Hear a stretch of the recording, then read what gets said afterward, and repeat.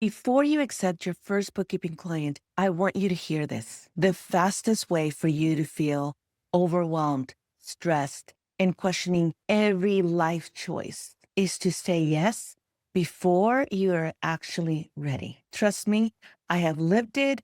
I have coached other bookkeepers through this process to see this pattern just surface over and over and over again. I'm going to walk you through the 3 things that you must know before you ever say yes to that first or next bookkeeping client. If you get these down today, your future self is going to thank you. By the end of this video, you will know the red flags to watch out for, the questions to ask before you quote your price, and the simple way for you to set yourself up as a professional from day one. All right, let's get into it. Today's video is part of my 6-part video beginner series.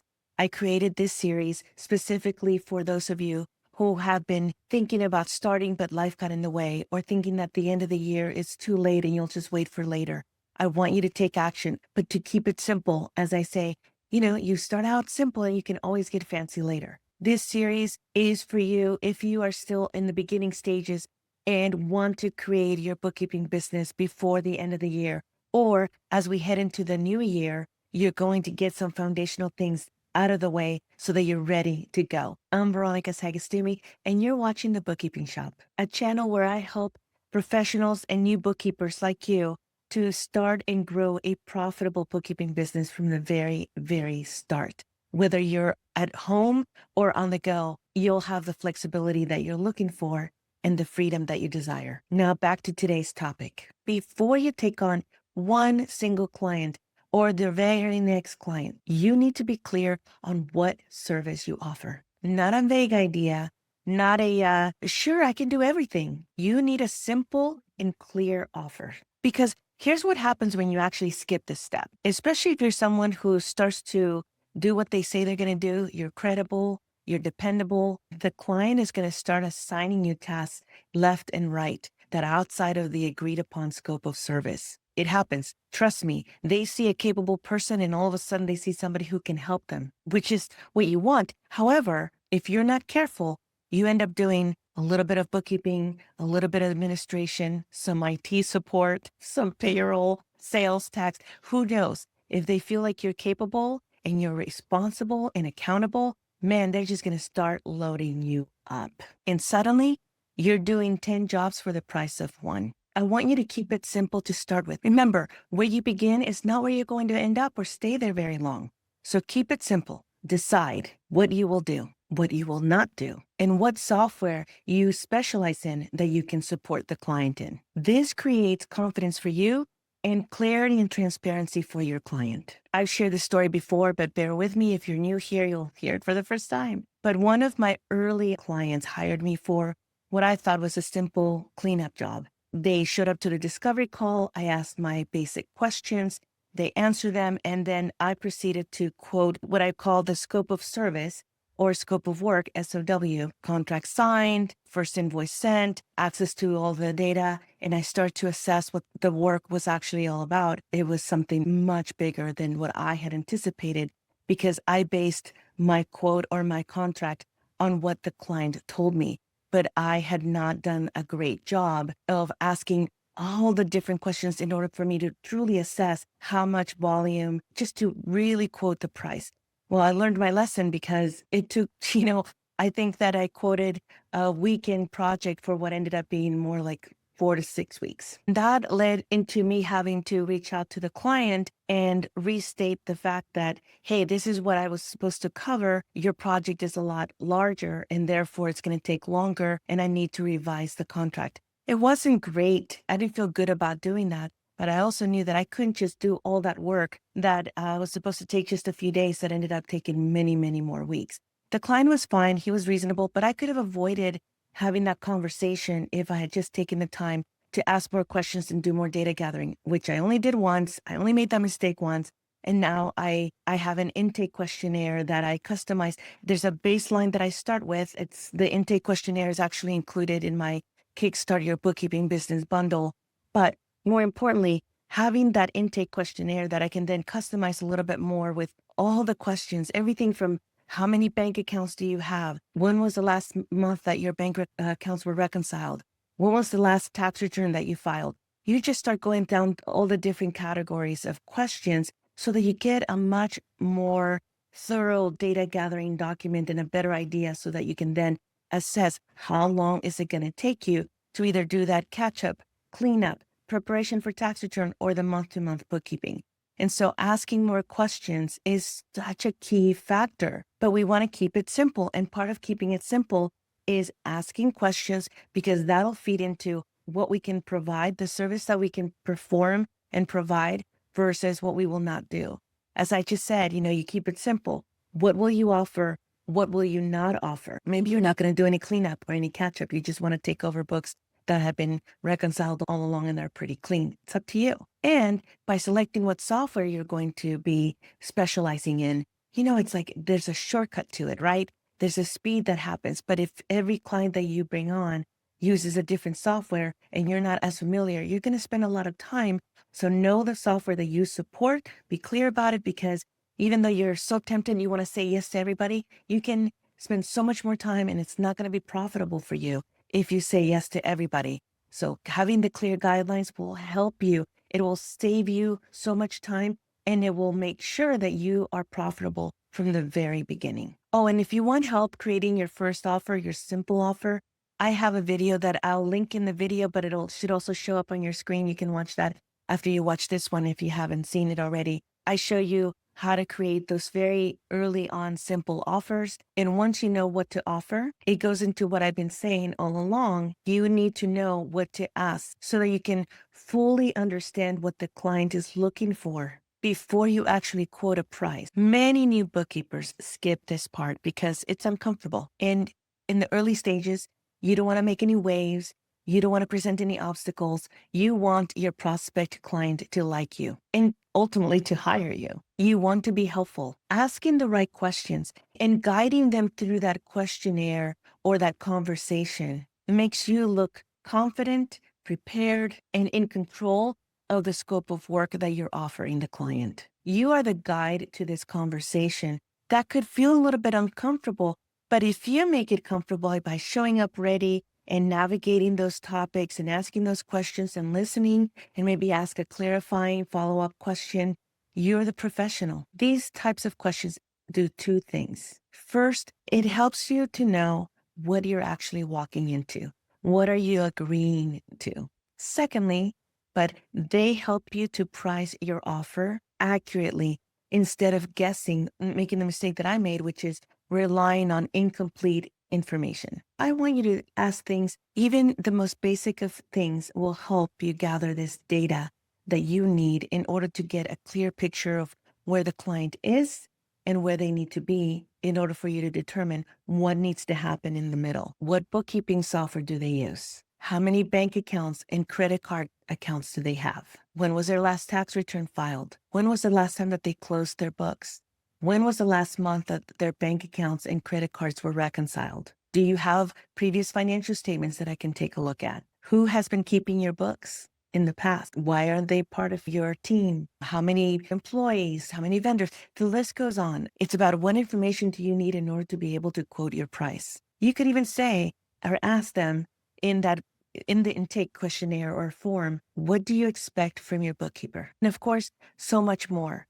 I've just given you a little bit of a starting point, but you can grow and expand what questions come up for you. Their answers give you transparency into the actual workload, the real time commitment, and the real condition of their books. Without this information, you're basically quoting in the dark and you run the risk of underpricing, being resentful, overworking yourself, and not being profitable from day one. So once you know what questions to ask and you have a clear picture of the scope of work that you are agreeing to, you move on to pricing your service, right? So I'll be sure again to link to another video where I did a deeper dive into pricing your services and the different ways that you can do that. Remember, you can start with one type of pricing and quickly move out of that and into the next one. And so far, we've covered what you need to offer, know your service offer first, and then what questions to ask your prospect so that you can quote your work of service and price it correctly. So now we move on to point number 3.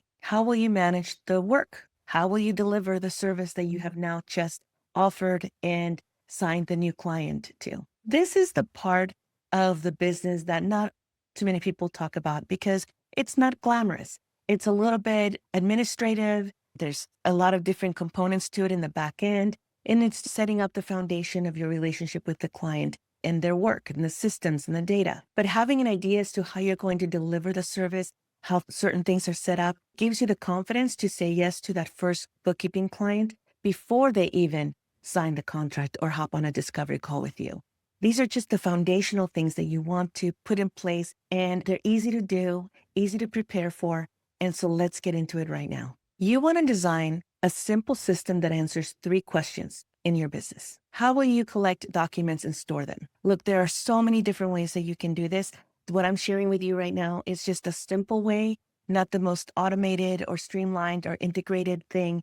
The point of this video is to get you to take action and get yourself set up so that you can go ahead and say yes to that first bookkeeping client. So how will you collect documents and where or how will you store them? You could start with one folder in your Google Drive or Dropbox or Box, your preferred method. I personally like Dropbox and G Drive, usually the clients. And once I have my folder for that client, I have subfolders. I could have a subfolder with the client name, and inside I could have the year. Maybe it's 2025, and inside of the 2025, I have other subfolders that may be for bank statements, receipts, payroll documents if they have payroll, vendor contracts, consultant contractor contracts. Say that 3 times. Financial reports and miscellaneous. Setting up these folders and subfolders to begin with the right labeling, it just makes everything go so much faster because as soon as you sign the client, you now have a place where as you're asking for information or sharing documents back and forth,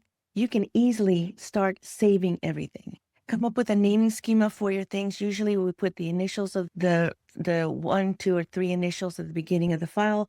We do an underscore, the type of document that it is, and maybe we do a date. For example, let's say it's XYZ underscore bank statement 2024 or October 2024 or American Express October 2025. And so now we know what the client name is, the type of document, the credit card statement, and the month and year that it belongs to. There are many ways that we can do this. I'm giving you a simple way. One folder in G Drive or Dropbox or Box. No fancy software needed. And like I said, yes, there are ways to attach all of these things to an accounting software. I don't want to go there with you right now. Keep it simple to begin with. When you have a naming schema for your folders and your files, it makes it so much easier as things come in to be able to rename it and save it in the proper place. The second point under this, how will you manage your work, is how will you communicate? You need to decide how often will you check in with your client? Weekly, monthly, quarterly, via email, Slack, a Zoom video meeting. You set the tone